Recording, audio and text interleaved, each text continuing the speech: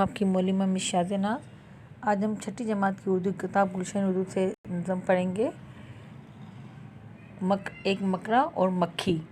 ठीक है, इस नज़म के शायर जो हैं वो अल्लामा इकबाल हैं।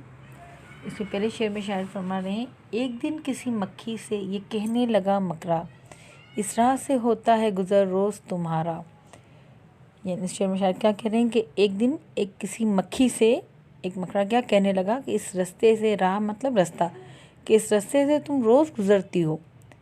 नंबर 2, लेकिन मेरी कुटिया की न जागी कभी किस्मत, भूले से कभी तुमने यहाँ पाँव न रखा।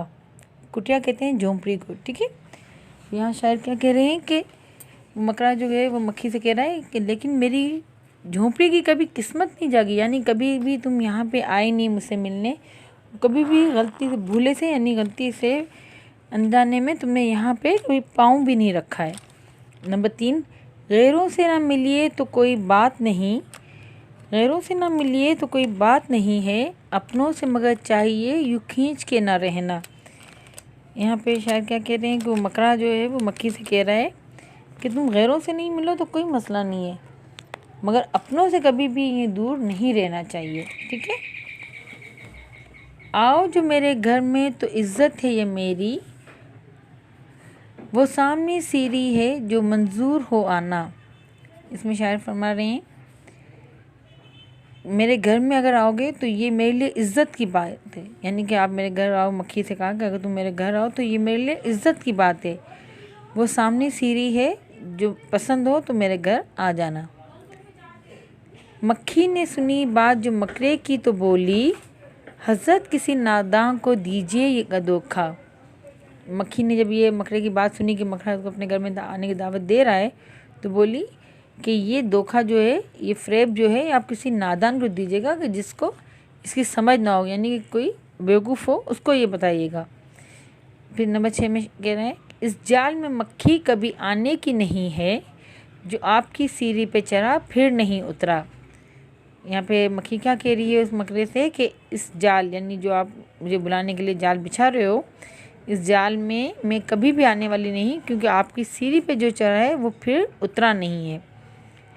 मकरे ने कहा, वाह फ़रेबी मुझे समझे, तुम सा कोई नादान ज़माने में ना होगा।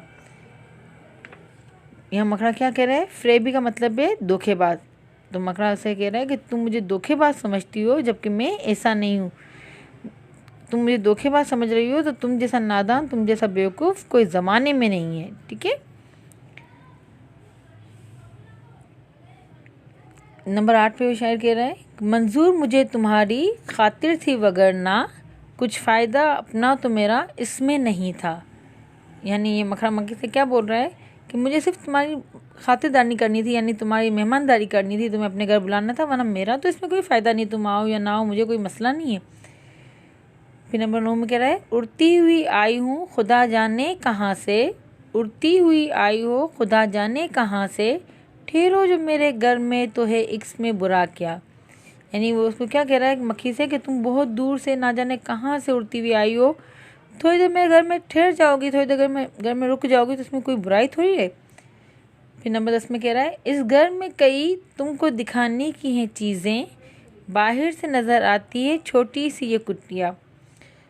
मकड़ा क्या कह रहा है मक्खी से कि इस घर में तुमको दिखाने के लिए नई नई चीज़ें हैं, बहुत अच्छी अच्छी चीज़ें हैं, बाहर से अगर से बहुत छोटी सी झोंपड़ी नज़र आती है। लटके हुए दरवाज़ों पर बारीक हैं पर्दे, दीवारों को आईनों से है मैंने सजाया।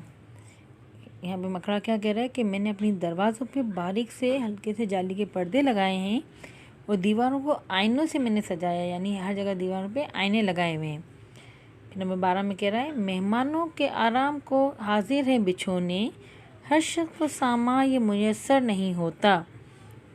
यहाँ पे मकड़ा क्या मक्खी से कह रहा है कि मेहमानों को आराम करने के लिए हाजिर बिछोने, यानी बिस्तर हैं कि मेहमान आएँ उस पर आराम करें बिस्तर पे, हर शख्स को ये में सामान मुयस्सर नहीं होता, यानी हर शख्स को ये सामान हासिल नहीं होता। नंबर 13 में है, मक्खी ने कहा, खैर ये सब ठीक है, लेकिन मैं आपके घर आऊँ ये उम्मीद ना रखना। मक्खी ने कहा, ये सब ठीक है, आपके घर में पर्दे भी हैं, खूबसूरत आईने भी लगे हुए हैं, सब कुछ है, मगर मैं आपके घर आऊँ तो मुझसे ये उम्मीद मत रखना कि मैं आपके घर कभी आऊँगी। फिर 14 पे कह रही है, इन नरम बिछौनों से खुदा मुझको बचाए, सो जाए कोई उन पे तो उठ नहीं सकता। यहाँ पे क्या कह रही है मक्खी कि नरम बिछौने यानी ये आपने जो बिस्तर बिछाए हैं नरम से, इस पे अल्लाह मुझे बचाए कि अगर मैं इस पर, क्योंकि मुझे पता है कि अगर कोई इस पर सो जाए तो फिर यहाँ से उठ नहीं सकता है वो।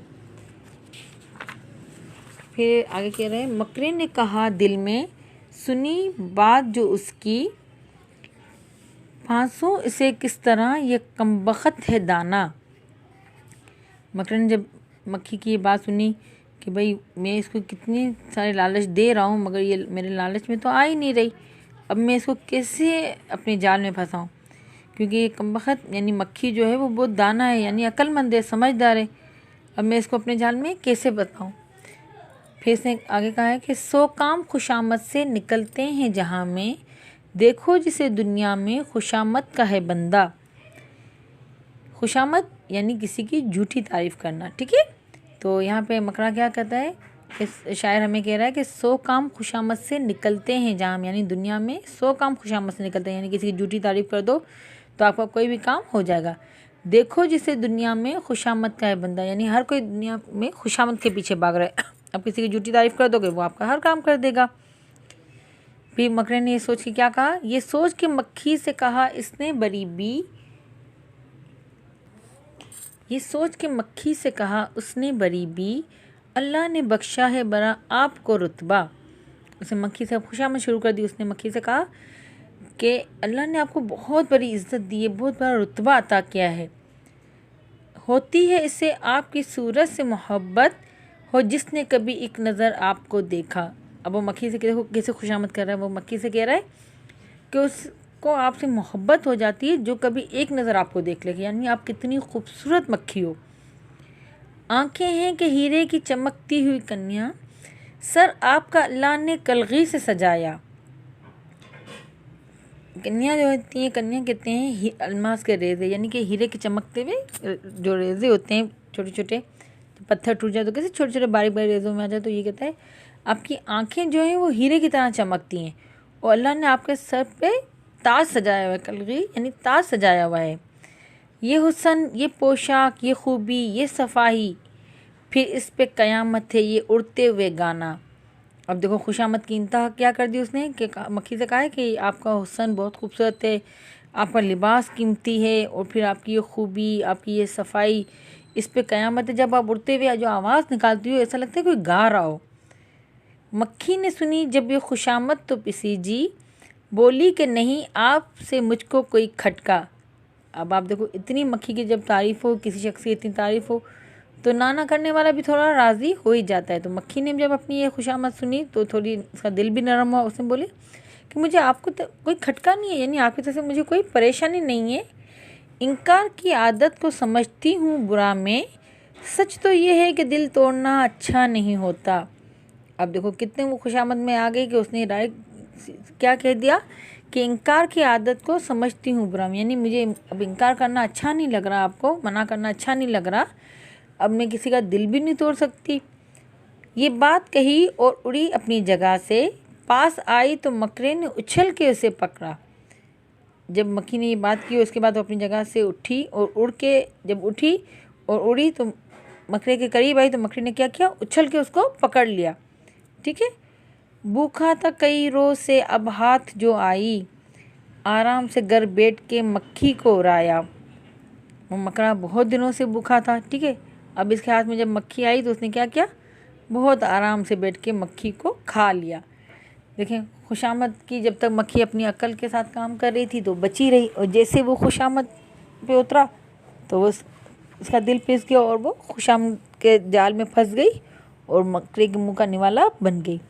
उम्मीद है आपको ये नज़म बहुत अच्छी तरह समझ में भी आ गई होगी और इसके बाद आप इसका काम करना भी आसान हो गया होगा। सवाल जवाब और तशरीह आप आराम से कर लीजिएगा इसकी, ठीक है।